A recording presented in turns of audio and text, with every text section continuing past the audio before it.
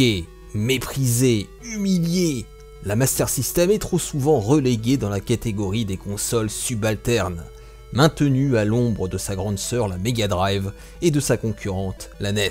Et pourtant, certains de ces jeux n'ont pas à rougir face à leur pendant 16 bits, au point de venir les titiller sur le plan qualitatif. Il est vrai que les prétentions parfois boursouflées, portées par des considérations techniques et commerciales, poussent parfois les versions Mega Drive à tomber dans l'excès et la démesure. Comme disait l'autre, la puissance sans maîtrise n'est rien. Quels sont donc, selon moi, ces titres Master System meilleurs que sur Mega Drive, ou à minima tout aussi intéressants? Castle of Illusion.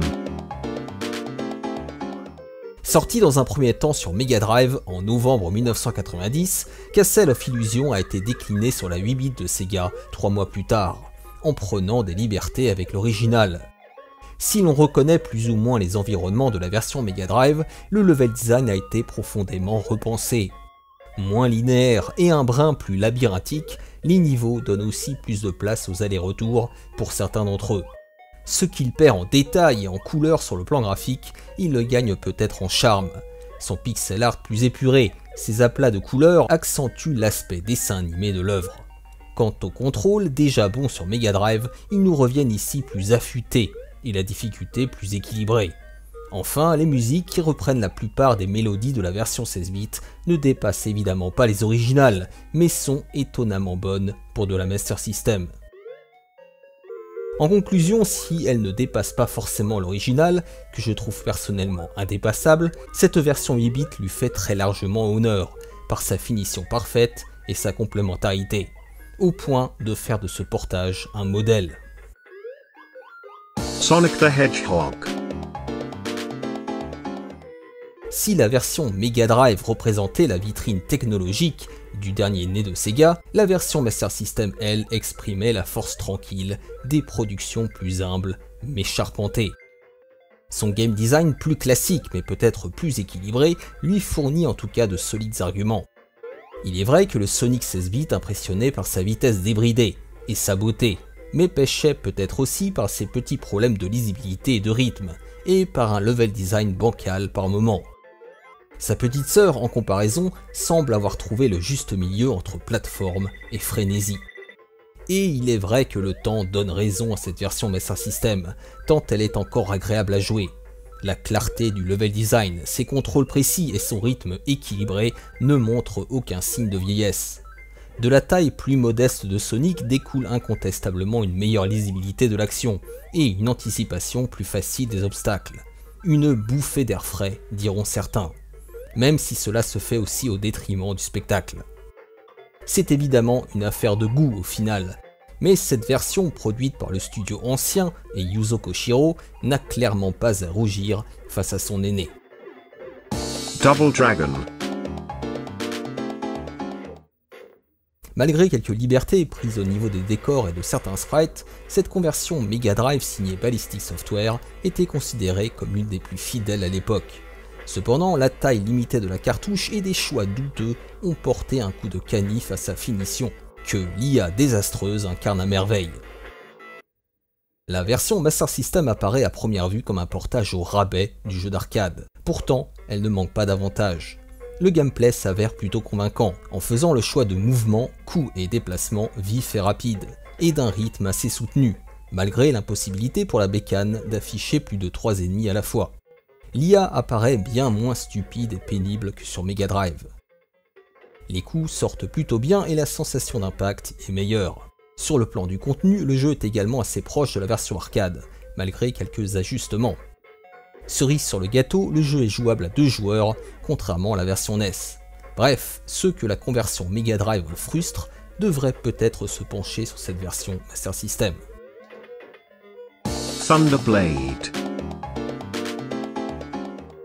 Sorti dans la foulée du lancement de la Mega Drive au Japon, Super Thunderblade était censé prouver la capacité de la nouvelle 16 bits de Sega à se mesurer au plus grand hit de l'arcade. Malheureusement, il n'en fut rien avec cette suite, dont la médiocrité m'a toujours consterné. Si les graphismes font illusion, la pauvreté de l'animation et encore plus la lisibilité affreuse finissent par les effacer, en faisant culminer la frustration à un niveau rarement atteint. Contrairement au précédent jeu, cette version Master System n'est pas la reproduction d'un jeu Mega Drive, mais un portage du premier opus sorti en arcade, que l'éditeur avait réussi à adapter en tenant compte des limitations techniques de la bécane. Ainsi, le shoot en fausse 3D, aux ambitions boursouflées, apparaît ici comme un vulgaire shoot'em up vertical. Oh certes, pas parfait, loin de là, mais tout de même plus agréable à parcourir. S'il tente malgré tout de raccrocher les wagons en insérant quelques séquences inspirées de la version originale, celles-ci sont beaucoup plus intelligibles que sur Mega Drive. Ces 5 missions se parcourent non sans difficulté, mais sans déplaisir non plus.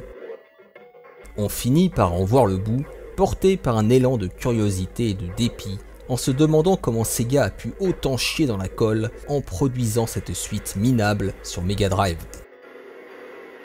Tasmania. Tasmania sur Mega Drive avait tout du client parfait pour le joueur du grenier. Des contrôles aux fraises, un level design abscon et une difficulté mal dosée. Sans être la daube qui semble être à première vue, le jeu apparaît à minima comme un jeu de plateforme bancal. C'est là que la magie du classicisme, imposée par des limitations techniques, a fait son œuvre. Fini les ambitions irréalistes d'en faire un décalque du dessin animé. Sur Master System, Tasmania est devenu un vulgaire platformer, au game design plus classique, mais aussi plus équilibré. Il est vrai qu'entre-temps le développement est passé du giron américain au giron japonais, via le modeste studio Technical Wave. Alors certes, le jeu n'a rien du méga hit. Son level design plat et ses contrôles un brin approximatifs ne sont pas sans poser problème. Mais on parcourt le jeu avec bien moins de frustration que sur Mega Drive, ça c'est indéniable. D'autant que la difficulté a été revue à la baisse. Les 5 niveaux sont hélas trop courts, mais à l'image de certaines expériences, on préfère parfois quand c'est pas trop long. Hang on. À l'image de Thunderblade, Hang On est en fait le prédécesseur de Super Hang On. Mais il mérite quand même de figurer dans cette vidéo tant il apparaît supérieur à la version Mega Drive. Faisant le choix stupide de vouloir reproduire à l'identique les assets de la version arcade, à l'image de Shadow Dancer sur Master System, Sega s'est retrouvé face aux limitations techniques de la Mega Drive, encore mal exploitées à l'époque. Résultat, un framerate atroce et des dénivelés faisant passer ceux de Big Run sur Super NES pour un modèle de fluidité. Sans parler de ces contrôles d'une telle lourdeur qu'ils rendent les slaloms entre les concurrents tout sauf fun. Le premier épisode, converti en 1988 sur Master System, apparaît évidemment plus modeste d'un point de vue graphique, mais repose sur des bases plus solides, lui permettant de reproduire un défilement de la route fluide. Si l'on perd les dénivelés de la version 16 bits, les virages ont au moins le mérite de ressembler à quelque chose. Plus important, les contrôles plus vifs ne souffrent d'aucun lag et rendent les dépassements et les slaloms plus faciles et agréables. Bref, si Super Hang On est l'exemple parfait d'une mauvaise adaptation, son prédécesseur sur Master System apparaît en contraste comme un modèle de sobriété dans le bon sens du terme. Robocop vs Terminator. Alors attention, Robocop vs Terminator n'a rien d'un mauvais jeu sur Mega Drive. C'est même un titre que j'apprécie particulièrement. Mais disons que cette version Master System, qui perd certes quelques plumes en passant sur 8 bits, accentue certaines de ses qualités. Pour rappel, le jeu se présente sous la forme d'un jeu d'action, proche du run and gun, combinant des références des deux célèbres franchises. On y incarne le robot le plus célèbre de Détroit, missionné pour tout défourailler sur son passage. Cette version Master System, développée par NMS Software au lieu de Virgin Interactive, est en apparence très proche de sa grande sœur, et se révèle tout d'abord plus accessible. La construction des niveaux simplifiés, la difficulté réduite et les contrôles un poil plus précis à mon goût plaident en sa faveur. Ensuite, le titre est étonnamment gore pour la Master System. Chaque mort se matérialise par d'immenses gerbes de sang. Malheureusement, son manque d'ambition transparaît dans sa relative sobriété, les niveaux étant assez courts et peu nombreux. S'il n'est pas meilleur, loin de là que son homologue Mega Drive, cette version Master System se défend en tout cas très bien et propose un challenge plus accessible.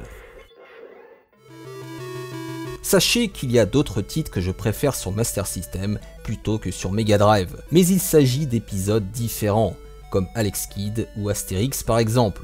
Quoi qu'il en soit, cette vidéo démontre que la ludothèque Master System, certes plus modeste, était parfois capable de rivaliser avec celle plus imposante de la Mega Drive.